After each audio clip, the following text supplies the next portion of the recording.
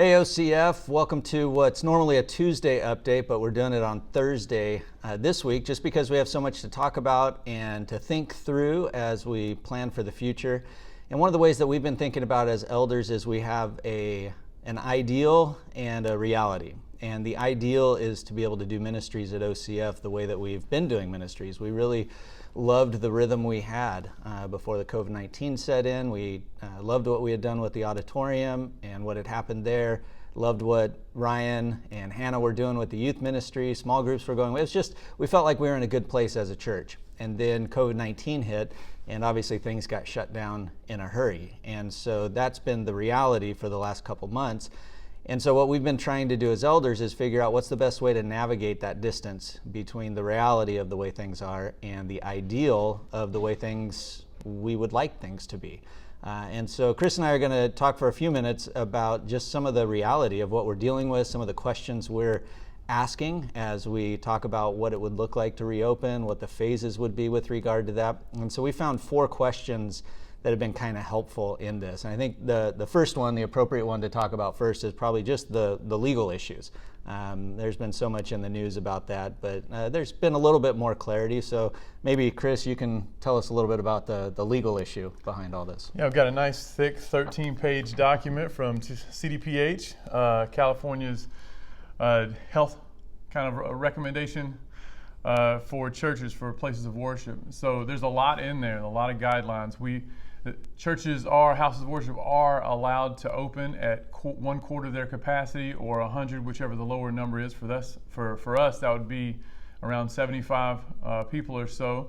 But there are also a ton of other recommendations, regulations that you need to follow in terms of facial coverings and distancing, cleanliness of the facility, air circulation, making sure that you have, you get rid of points of kind of shared space and shared materials. So there's a lot to think through and a lot to consider about what that would do for our worship environment. Yeah, I think one thing that's important to keep in mind too is this, the Dodgers still aren't meeting.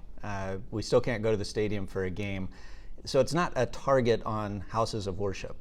This is just, they're trying to work with general guidelines, and so we don't want this to be a us against them kind of an attitude. We're trying to do what we can to be safe, and so in addition to the legal question, we're also asking other questions, and I think one of those questions is the ethical question, like when is it ethically right, and so how have we been talking about that? Yeah, our mandates for loving our neighbors, loving one another, they're at the forefront of the ethical question. What does it look like to try to reopen with a commandment to love one another, to care for one another, and to care for our neighbors? And so churches reopening across the country are communicating plenty of things to the surrounding neighborhood. How are we caring for one another? And even in going through these guidelines, you can certainly see there's a ton of attention given to making sure that we're putting people in the safest environment and caring for people and trying to protect the spread of COVID. So we want to take that into account. We want to make sure that we are caring for those who are vulnerable amongst us. We want to care for our relationships in the community and make sure that people will look at the church as a resource and as an institution that is really taking this seriously and taking the command to love each other seriously. Yeah, and I think that kind of goes hand in hand with our next question. Is one of the things that we've always wanted to do, even when we were sort of dreaming about building our own building and not leasing anymore, is we wanted to be a light in the community. We wanted to put down roots, and we wanted the community to think of OCF as a blessing. Like if OCF wasn't there, our community wouldn't be as good as it is. And so to that end, we're also keeping this missional mindset. And what does that mean to live missionally in the midst of something like COVID? Yeah, our prophetic witness in El Segundo and the South Bay area is so important. And honestly, I really believe the Lord has used the fact that we can't gather together here as an opportunity to get us out there. You've been sharing the live stream on social media each week. We've been reaching people that we probably wouldn't have reached otherwise. And so we've actually been able to probably expound upon our missional reach, and we don't want to do anything that would harm those relationships and create problems there. We don't want unnatural obstacles there. We want to make sure that we're keeping our witness to the surrounding South Bay area and beyond just just something that welcomes people before the Lord. Yeah, and we know we're not ever going to please everybody. The nature of the gospel is it offends, and so that's not. But as much as we can, we want to be a light. We want people to look at OCF and say, you know what, they've handled things well. They've represented Christ in a way that brings Him glory and honor, and so that's been a big part of our discussions. And I think the last question, and probably the one that we've had to really spend the most time outlining, the other ones have been sort of guiding principles, is just practically, what do we have to do to reopen? And so what are some of those things? Yeah, can we do this, not from a legal standpoint, but from a practical standpoint? Can we actually reopen? So you may not know this, but we've never really been a live streaming church, and so we have some awesome people. Our production team is amazing, and they've been able to, repurpose some hardware and get us in a place where we can live stream, but we don't have the ability to both live stream and meet live. We would need a second audio board and just some upgrades as far as that goes. We're in the process of making those upgrades, but it takes a little bit of time. As you probably know, it's a little harder to get purchases shipped on time. So we're working through some of those things. We're also trying to gather cleaning supplies, make sure we have all the adequate cleaning supplies to meet recommendations. You also know it's tough to get those Lysol wipes and hand sanitizer, but we're trying to make sure that we get all the equipment that we would need to be able to do that well. And then we're also dealing with some of the distancing issues. There's been something we've been thinking about doing for quite a while now to our lobby, and that's to remove that big counter. And it became a real obvious low-hanging fruit opportunity for us. It doesn't cost that much for us to do that. We could remove that counter, and that could create kind of an overflow secondary space, so we could really help people distance. So we moved ahead with that. That's actually going on right now. You may hear some construction noise in the background. So we're working on getting that lobby in a place where that can help us kind of extend our worship environment for the time when we can reopen. Yeah, and I look back on God's providence and a lot of this stuff. We had started the auditorium remodel with the idea of being missional, of reaching more people for Jesus. And so we did that, and then in light of this pandemic, there's no way we could have gone live stream as we have had we not done that. The lobby was already in the plans, and we had set aside some money to do that. And so now we're able to do that, which creates a better flow with social distancing out there.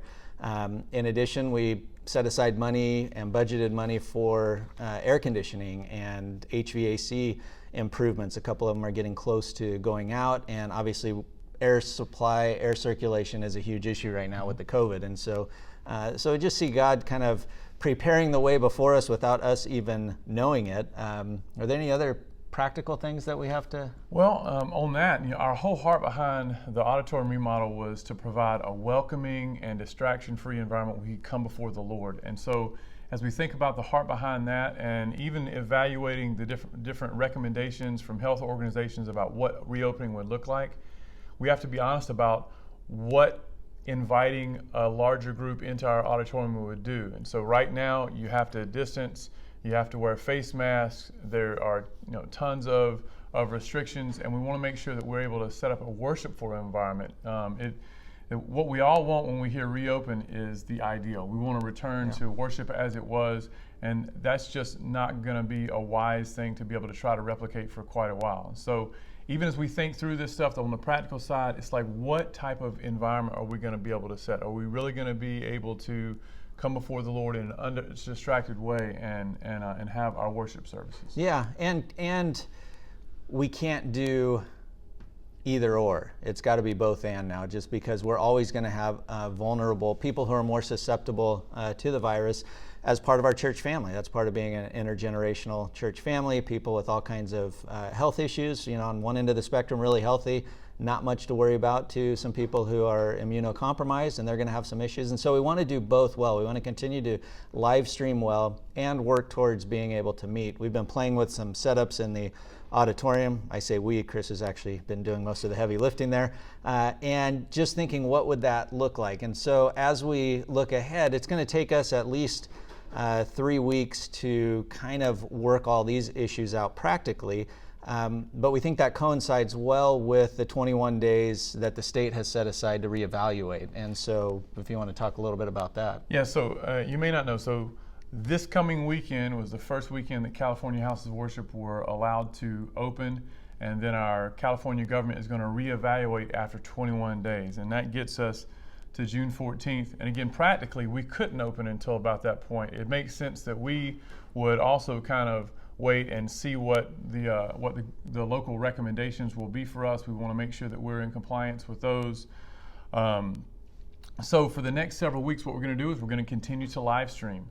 But we also know that we've missed something in not being able to gather at all. So we're going to live stream, and we encourage anyone who's immunocompromised or feels at risk, we encourage you to continue to enjoy the live stream and stay at home and distance and keep yourself safe.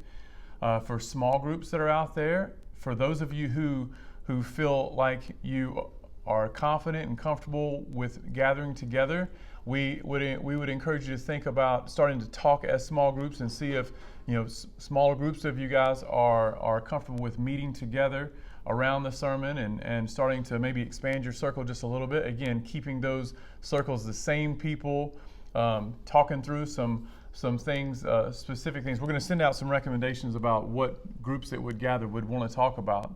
But as we're allowed to kind of meet, in some sense, meeting in small groups and thinking through, do we want to wear face masks? How should we set up distancing? What should we do? We'll have some recommendations for that. But for the next 3 weeks, we encourage you guys to think about meeting in small groups. If you're not in a small group, reach out to Pastor Mark at OCFchurch.com, and he could possibly get you into a small group. If meeting in a small group with people you've never met before in this season is kind of too big of a thing, we certainly would understand that. Maybe you could think about just meeting together with a couple of your friends or maybe your larger family, one other family or something like that, just so you can kind of get some community. I think community is going to be important for us. That's behind the allowances for churches to reopen, is that they realize that houses of worship, the people of God, need to be together in some capacity, and we just want to do that in the safest manner possible. So we'll reevaluate after the 14th, and we're excited about the ability to reopen at some point. We're going to do that. We're going to use these same questions to evaluate when God would want us to reopen in a much larger scale. Yeah, I think we just need to, we acknowledge we're grateful for the technology that's allowed us to continue to serve you and for you to serve one another. We're just thankful for that. But we also realize it's a poor substitute for actually face-to-face interaction. And so we're certainly looking forward to that. And I just encourage you through this season to just be charitable.